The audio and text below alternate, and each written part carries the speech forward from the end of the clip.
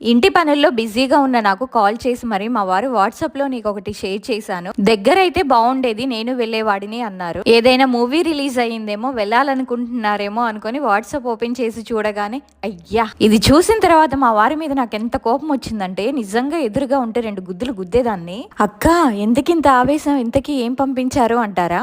భార్య బాధితుల సమావేశం అంటే భార్యల వల్ల మానసికంగా ఇబ్బందులను ఎదుర్కొంటున్న భర్తలను రక్షించేందుకు ఒక సమావేశం అంట. దాంట్లో పాల్గొనాలంటే ఫోన్ చేయమని ఫోన్ నంబర్స్ కూడా ఇచ్చారు. మరి మేము ఇలాంటి ఎన్ని సమావేశాల్లో పాల్గొనాలి అధ్యక్ష? అయినా ఆ సమావేశంలో ఏం మాట్లాడుకుంటారు? భార్యల మీద కుళ్ళు జోకులు వేసుకొని నవ్వుకుంటారా? 3 పూటల కమ్మగా వండి పెడుతుంటే వీళ్ళకేం అర్థం కావట్లేదు. వీళ్ళకి అట్లీస్ట్ సండే అయినా రెస్ట్ దొరుకుతుంది, మరి మనకి సండే లేదు, మండే లేదు. సంవత్సరంలో 365 రోజులు పనే.